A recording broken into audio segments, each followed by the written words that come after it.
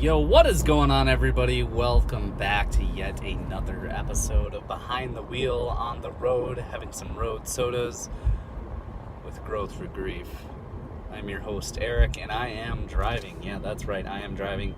Time of recording is Wednesday, August 30th, 2017. I actually just passed the hospital in which my wife passed away in, and there is, I don't think I can show you, but there's a beautiful silhouette of the sun shining through the clouds and the rain. But I'm on my way to an AA meeting,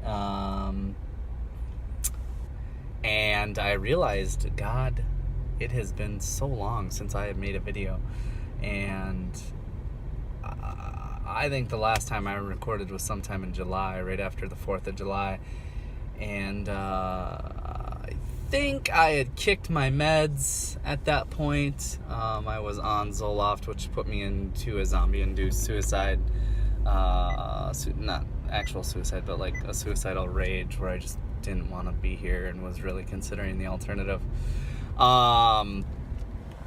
Furthermore, I met a girl, and that's actually gone quite well. All things considered, that's neither here nor there. I was doing really good. I was on a really big high the last time I talked to all of you on YouTube, and now I would say 110% I have relapsed in grief. Not alcohol. I am still sober. Yesterday was 7 months sober, so that is a goddamn miracle of its own.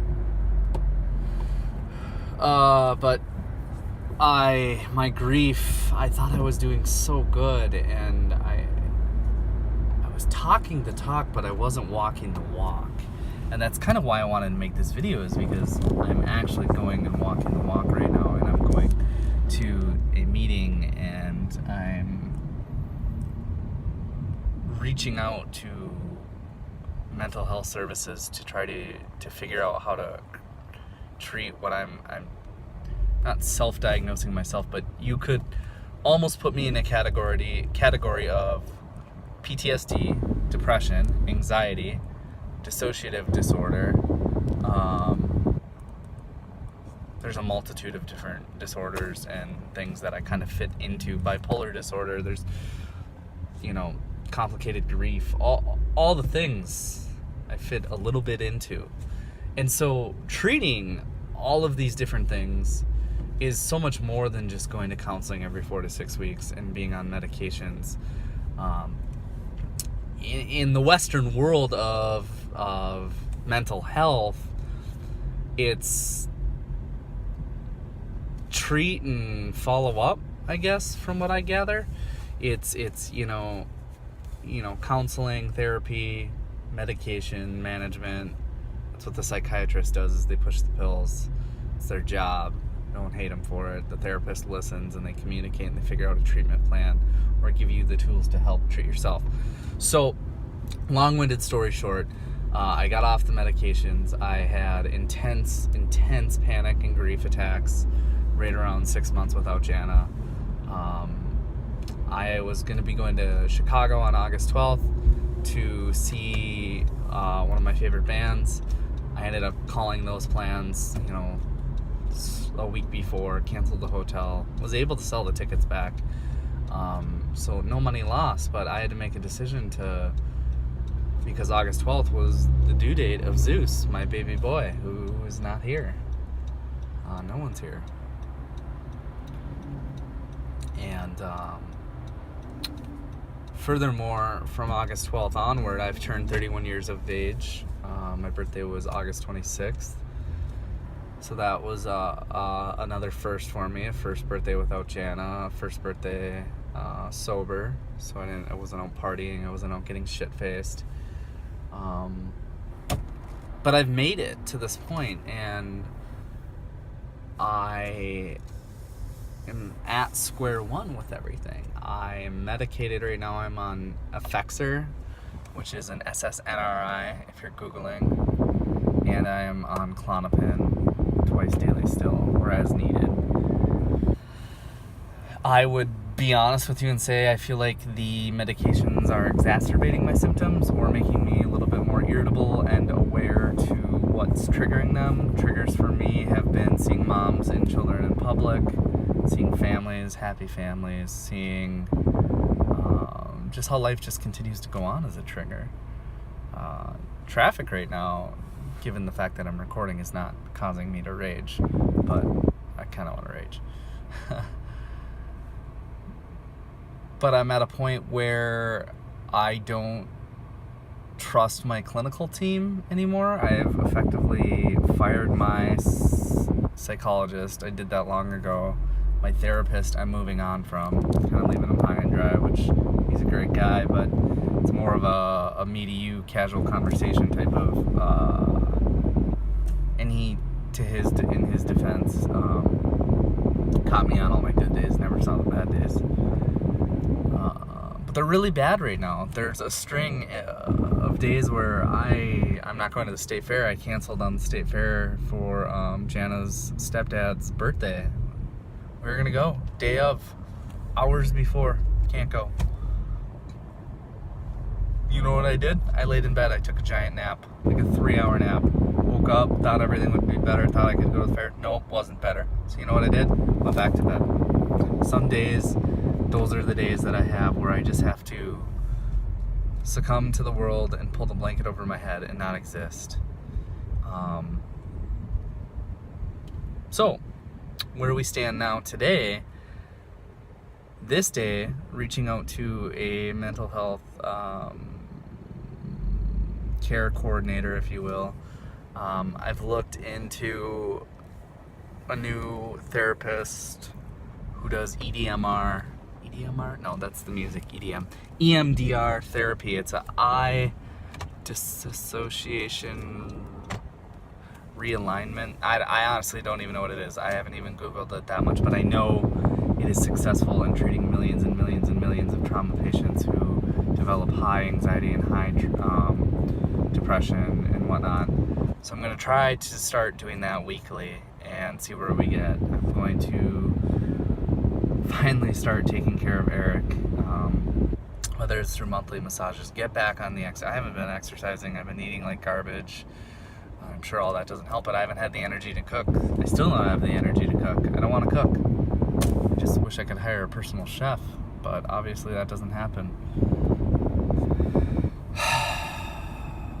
On top of that, work has been difficult because I'm not as busy as I was 2 weeks ago. I was so busy 2 weeks ago I could barely think, and I was stressed and I was making mistakes. Now I'm having just a hard time even physically being there. I'm coming up on 1 year. I'm really hoping my boss approves FMLA because I need it.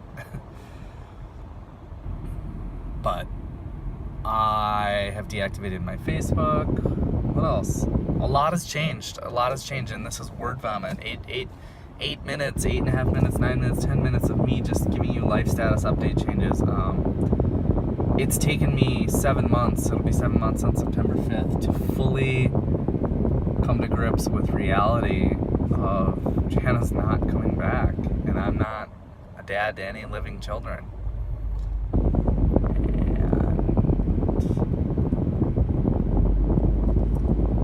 The life I have left. If I don't take care of myself, nobody will. Nobody is going to take care of Eric. There are a lot of people out there who love and care and send messages and comment on Facebook and like and watch videos and do things, but at the end of the day, I've got to go to bed and I've got to wake up alone. To a quiet house, generally. Sometimes. And I've got to put 2 feet on the floor, just like everyone else does. Like, so I think about it. I think about it like all the people down in Houston right now who have had to evacuate their beautiful homes, take their families from all the flooding and the rain, the fucking hurricane, dumbass. Sorry, that's a slight to Donnie Trump.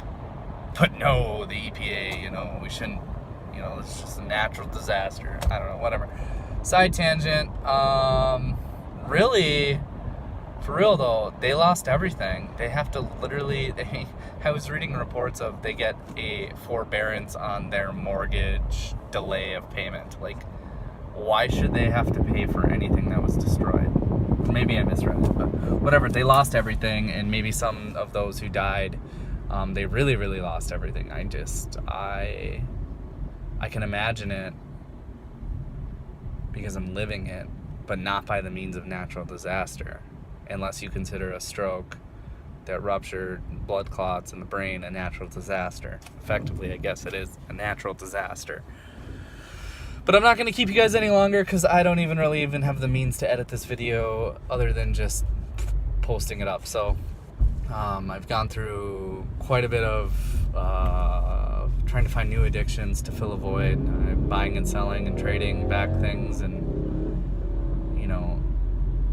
just same old shit, different Eric, or same old shit, same old Eric. Don't know. Regardless, my goal is to keep trudging through the crap and go forward and try to just survive. That's all I'm trying to do. So all's on hold right now. The job at Apple is going to be officially declined probably tomorrow, and it'll be a miracle just to get through the rest of tonight. You know what I mean? That is real talk. So I'm gonna try to just upload this directly to YouTube without any cuts, edits, whatever. Real, raw, rock on, stay well, be well. Just know that you can beat this journey, even in the hardest of the hardest. There's always someone there to listen. Before going to AA, a great college friend of mine came over and just hugged me. When I was so fearful of just letting him down, he hugged me. And he just said, I will do whatever I need to do to help you. And it's like, there are not many of those people in this world. So when you do get one, you embrace the shit out of it and you hold it near and dear to your heart. So, all right, with that, I'm out. I love everyone. Peace.